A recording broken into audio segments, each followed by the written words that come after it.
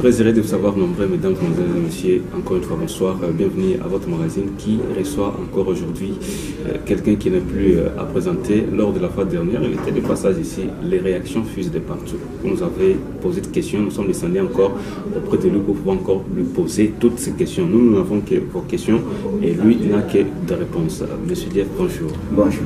Ok, vous n'êtes plus l'invité du journal aujourd'hui, mais j'ai dit que vous êtes l'invité de la semaine. Avec vous, nous essayons de faire un peu distancer l'actualité de l'air. L'autre fois, vous êtes passé sur notre plateau pour débattre un peu de tout ce qu'il y a sur l'autre fois, vous êtes passé sur les questions vraiment de partout. Les gens nous posent quand même des questions, mais toutefois, comment d'abord comment vous avez senti aussi l'émission de l'autre fois? Comment vous avez senti aussi l'émission de l'autre fois?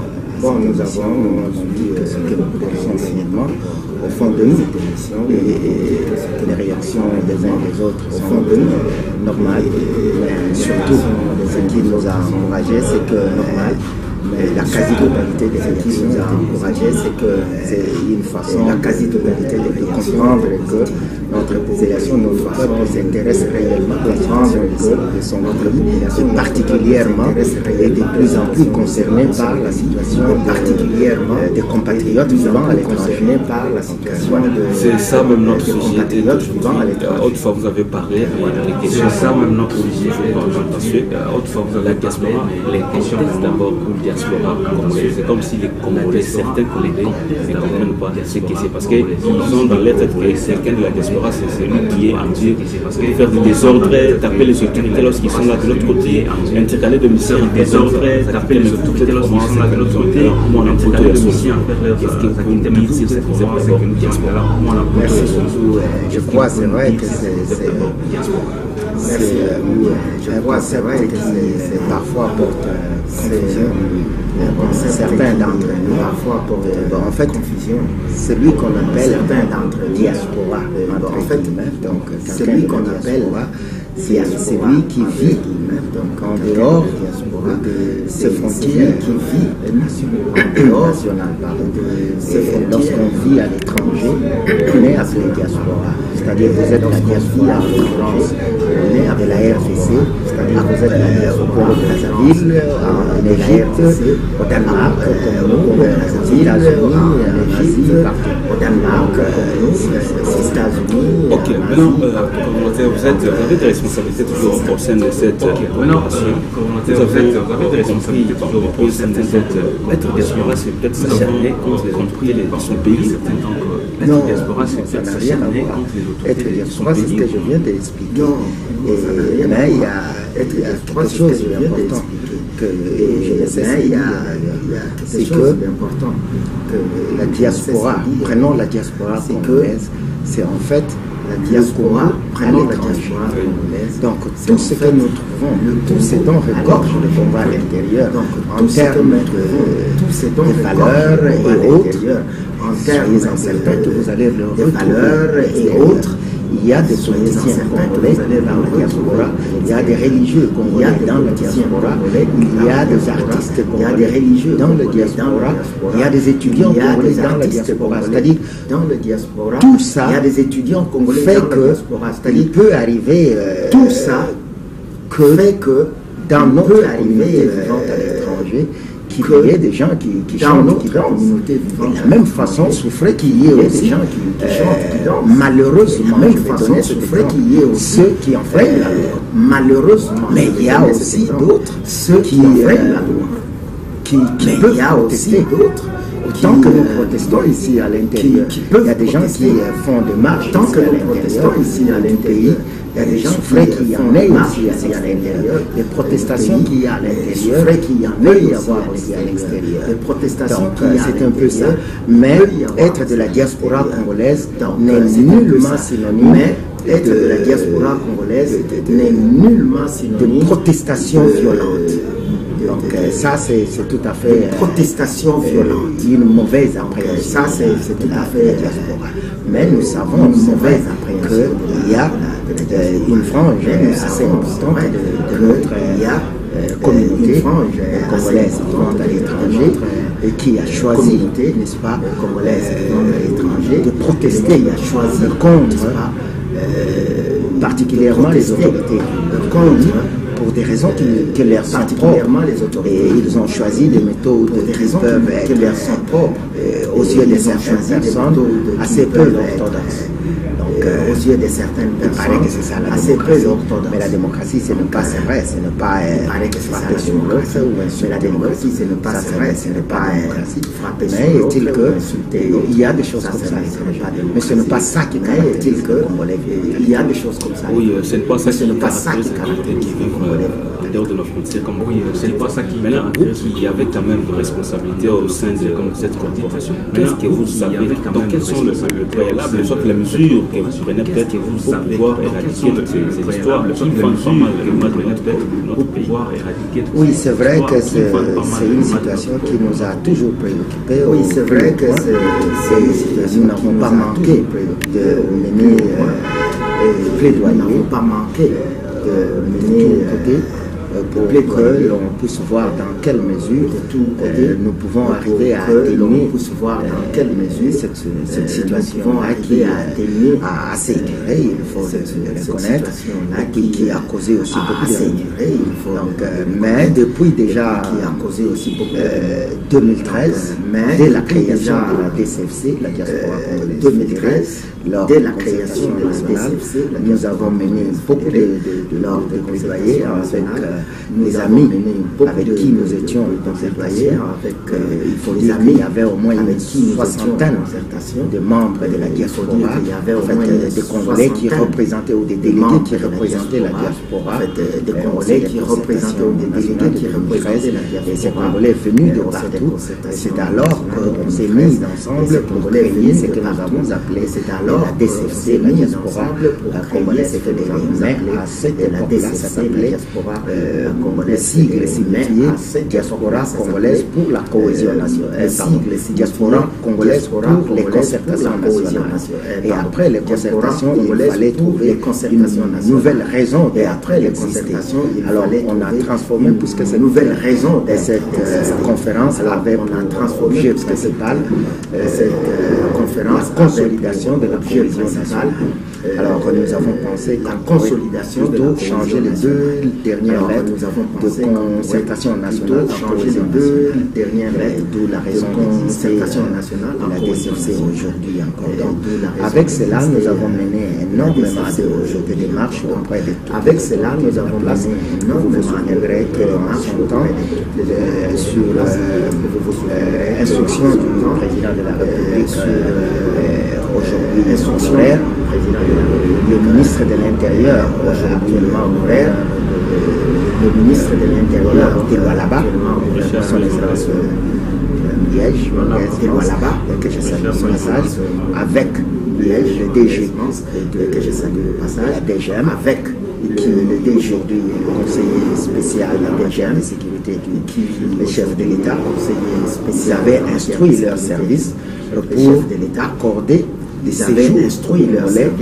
qui avaient des passeports étrangers aux Congolais. Donc ce sont là parmi étrangers des démarches que nous avons là, mais aussi nous avons mené des plaidoyers dans le cadre de voir dans quelle mesure nous avons mené des plaidoyers, créer une médiation entre les autorités de la place et nos frères et sœurs qui militent les autorités de la place à l'étranger, c'est que nous avons ceux qui se sont fait appeler à l'étranger, c'est les combattants, et ceux qui se sont fait appeler autour des combattants partout. Et il faut dire qu'au sein de la DSFC aussi, il y a des combattants par personnes qui sont là, de ces mouvements-là, même si eux ne sont pas si violents parfois que ça. Il y a aussi des responsables de certains réseaux de combattants avec qui nous sommes très en contact.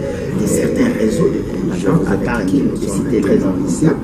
Mais est-il que nous avons utilisé cette politique parce que la DSFC c'est pour la cohésion nationale. Nous avons utilisé cette politique parce que la DSFC c'est pour la cohésion nationale. Et dans ce sens-là, nous retrouvons des gens de tous bords à l'intérieur. Il y a des gens de l'opposition, il y a des gens du pouvoir, ça a toujours été il y a des passés, ça l'est aujourd'hui et ça le sera certainement encore demain. Et nous nous battons fortement pour que cette situation on puisse l'endiguer tant soit peu.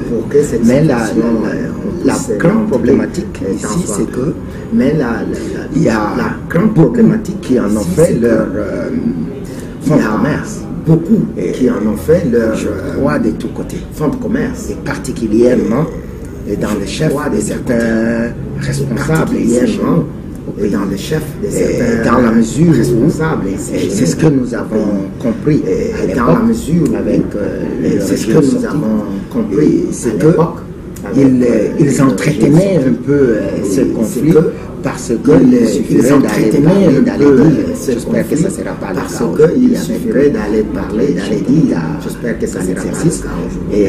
Mais par le passé, pour eux, c'était une façon d'aller raconter et inventer des histoires, disant qu'ils vont aller soudoyer X ou Y, qu'ils vont aller entreprendre tel ou tel opération, et l'argent qu'ils vont sortir, aller en s'étendre tel ou tel ils vont faire ce qu'ils veulent. C'est ça en fait qui a beaucoup causé des difficultés pour que l'on puisse réellement adresser avec beaucoup d'efficacité cette question. Mais beaucoup d'efficacité. On a travaillé un peu dans ce sens. Et puis il y a eu aussi des rencontres dans ces cadres-là. Il y a eu des rencontres, mais là aussi c'était vraiment dans ces cadres-là parce que les organisateurs, ils invitent leurs amis, ils invitent leurs familles, ils invitent tout ce qu'ils veulent, leurs amis, ils trouvent dans ça que le motif de gagner de l'argent. Ils ne voient pas la vraie raison de la tenue d'une telle rencontre. Pas la vraie raison. Une fois encore, c'est pas une question de leur rencontre. L'homme congolais, qu'est-ce qu'il est devenu? Est-ce qu'il a encore du cœur? L'homme congolais, à la place du cœur, est-ce qu'il a encore un cœur? Une bonne pierre. Parce qu'on voit les gens qui souffrent, mais on marche dessus. Parce qu'on voit les gens qui souffrent, mais sans vraiment s'en préoccuper. On détourne de l'argent sans vraiment s'en préoccuper, de l'argent destiné au service de l'État ou de nos citoyens. Mais cet argent est détourné impuniment et citoyens.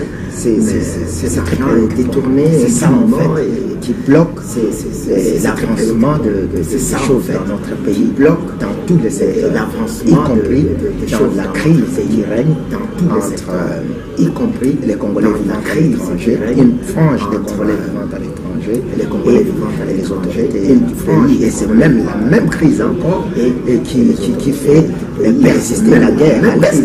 Vous savez que nous avons aussi fait de la guerre, la sécurité plutôt. Vous savez que de notre zone est de la sécurité, de notre cheval de bataille. Nous sommes battus jusqu'ici. Notre cheval de bataille territorial soit sécurisé.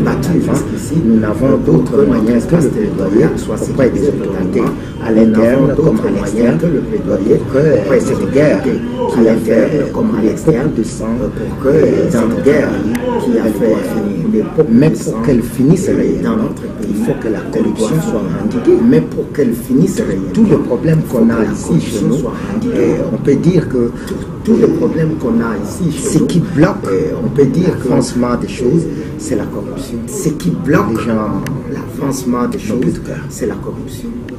Oui, merci beaucoup, Cordon. Nous tendons presque déjà à la fin de notre entretien parce que vous avez tout dit.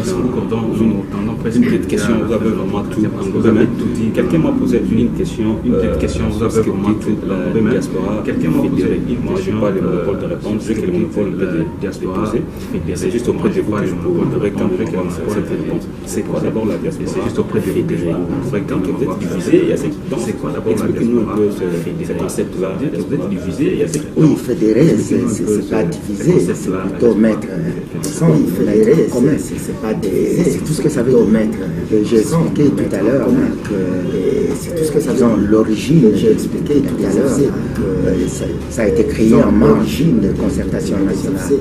Nous sommes venus de ça a été créé en marge de gens pour représenter la Scandinavie. Nous sommes venus de à ce moment-là, il y a eu seuls représentants des pays scandinaves, et puis il y avait des amis des Amériques, et puis je veux dire, il y avait des amis des Amériques, Canada, États-Unis, Brésil, je crois, et ces pays-là, Trinidad et Tobago, et puis il y avait des amis venus des pays asiatiques, Trinidad et Tobago, il y avait des amis venus des pays africains, il y avait l'Afrique du Sud qui avait une forte délégation, pays africains, il y avait le Rwanda, il y avait le Gabon, il y avait le Rwanda, la Libye, et ainsi de suite. C'est-à-dire que tous ces compatriotes venus de partout, se sont mis ensemble pour créer une structure, c'est-à-dire qu'on a fédéré des énergies pour un objectif précis, c'est-à-dire qu'on a fédéré des énergies et pour la recherche et la consolidation de la cohésion nationale et surtout la défense des intérêts et des droits surtout de la Congolais des intérêts que par moment les Congolais vivant à l'étranger sont martyrisés. Lorsque vous passez à des frontières, ils sont traités de manière assez indécente. Ils sont traités de manière assez indécente. Je l'ai dit, collègues, que nous sommes collègues pour parler très avancé avec le président ou du moins la CNDH avec le président. Nous pensons que cela va aboutir à un partenariat en fait entre la CNDH et la DCFC pour nous habiliter un peu à mieux défendre nos compatriotes, nous habiliter un peu à mieux défendre l'un de nos principaux à l'étranger. C'est l'un de nos principaux. Mais l'actualité s'oblige. Ça fait 14 ans depuis que ça a été promulgué par l'État. Ça fait 14 ans depuis que ça a été promulgué par la Constitution de l'autre État étant un acteur de la société civile. Quelle analyse sont nos regards d'un acteur de la société civile? Quelle analyse sont la Constitution?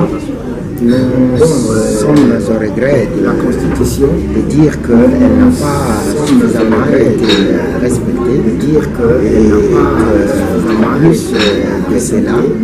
Il y a, n'est-ce pas, en plus de cela, de carences ou des insuffisances assez importantes au sein de notre Constitution, des questions qui nécessitent impérativement qu'on puisse reconsidérer. Impérativement, j'espère que la législation, ou du moins, oui, la législation va s'y appeler pour que l'on puisse voir dans quelle mesure, s'il le faut, on peut apporter de modifications dans certaines dispositions de notre Constitution. Et parmi ces dispositions, il y a en l'occurrence la question de la nationalité. Et c'est une question épineuse. Nous en avons tellement parlé. Il y a des inquiétudes de telle part et d'autre qui sont légitimes ou pas, mais inquiétudes qui sont légitimes. Cette question principale de la nationalité. Sur cette question, c'est là où la diaspora congolaise fédérée, la DCFC, est venue avec un nouveau concept. On a parlé plutôt de l'irrévocabilité de la nationalité congolaise d'origine. Nous préconisons un café de presse dans un avenir proche pour expliquer à la population notre concept. Nous avons défendu cela depuis notre création.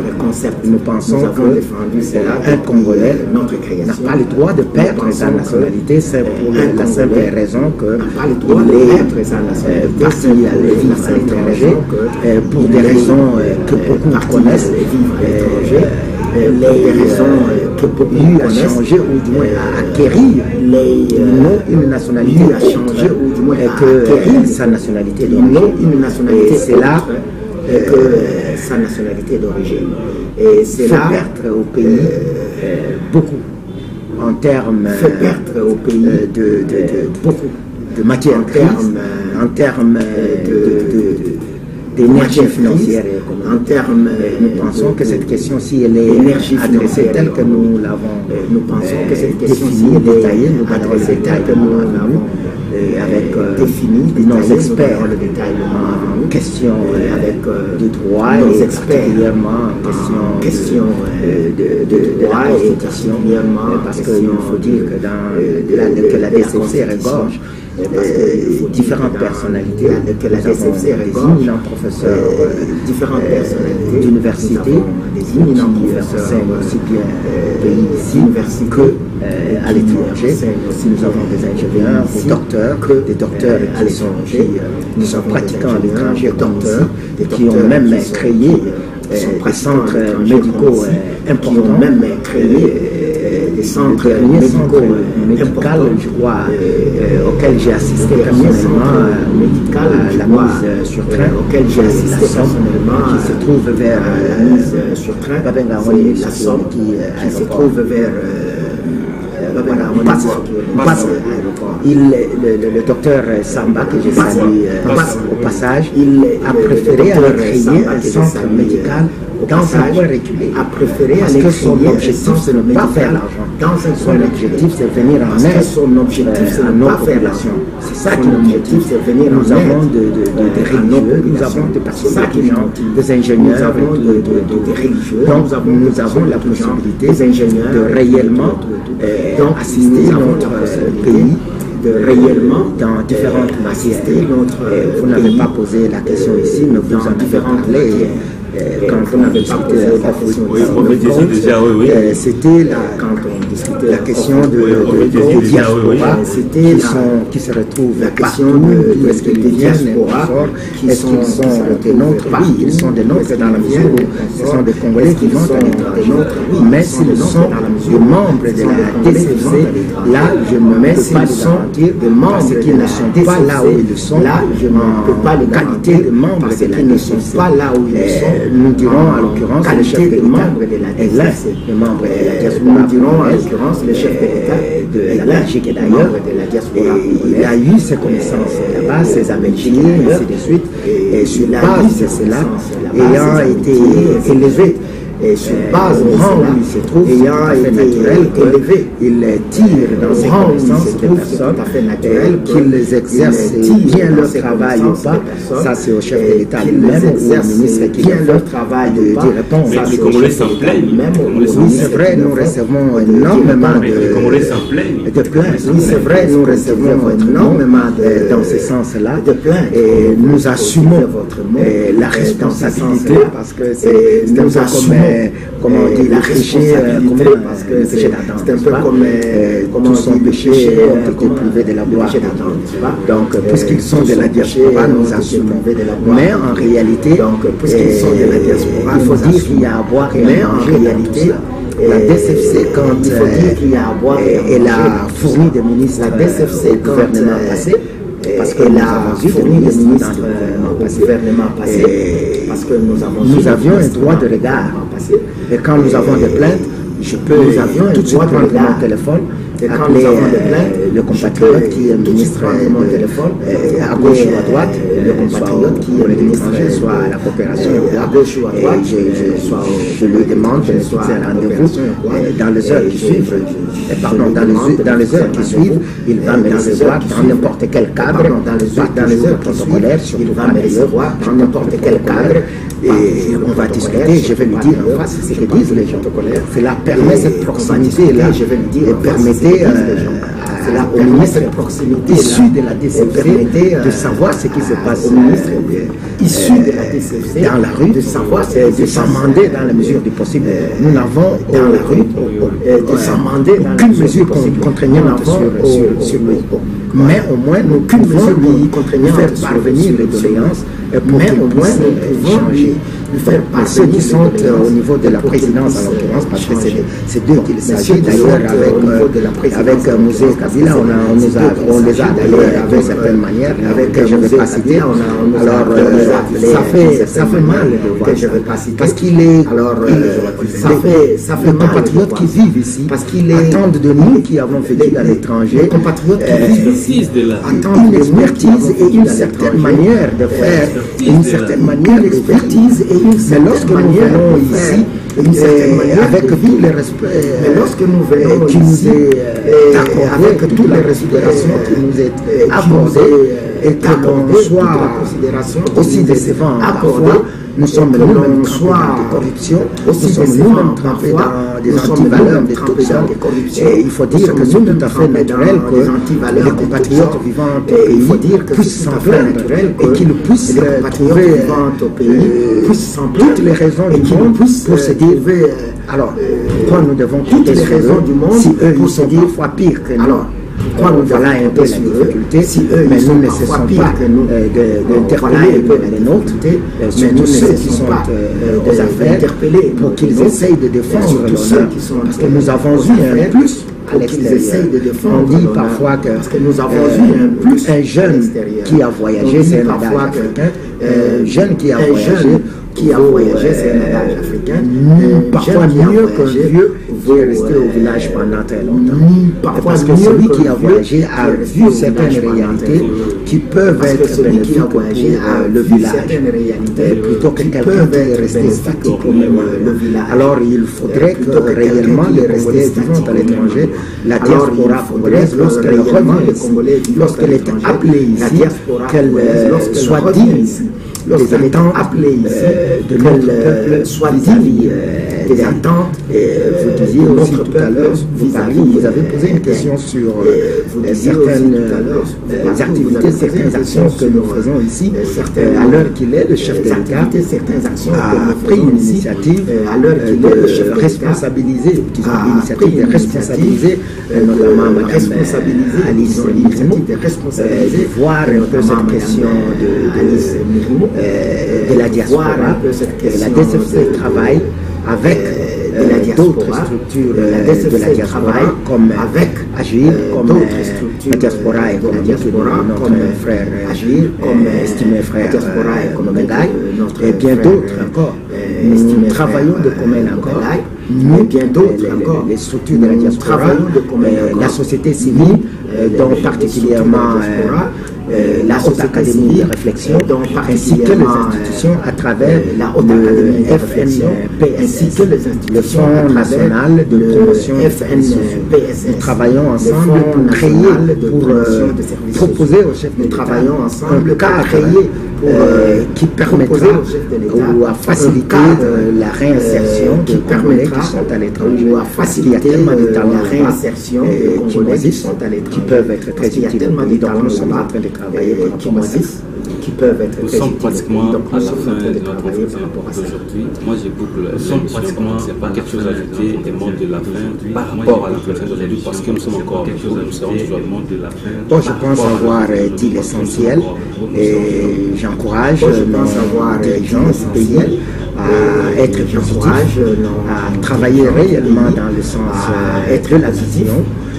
Travailler réellement quant à ceux de la diaspora qui sont dans les institutions, nous les exhortons à être dignes de la confiance que les autorités ont placée de la confiance que les autorités, nos compatriotes qui sont à l'étranger, nous les encourageons toujours aussi à continuer la lutte, mais à se raviser un peu, à continuer la lutte, voir dans quelle mesure notre lutte peut-être voir dans quelle mesure notre lutte peut être consistante et qu'elle pourrait apporter un plus au développement pour la paix, qu'elle pourrait notre pays apporter un plus aux autorités encore, nous exhortons de ne pas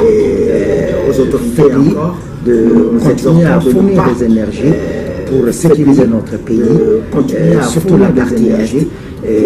Parlant de la partie est, surtout la partie est. Je présente toutes nos condoléances au nom de toute la diaspora à toutes nos familles qui sont éprouvées de ce côté-là. Nous les encourageons à tenir bon. Nous sommes de cœur avec nos compatriotes de l'Est. Nous ne les abandonnerons jamais avec nos compatriotes de l'Est. De l'extérieur comme de l'intérieur, tout sera mis en œuvre de l'extérieur comme de l'intérieur. Cette partie de notre pays soit sécurisée. Cette partie de notre pays soit sécurisée. Merci beaucoup. Merci à vous.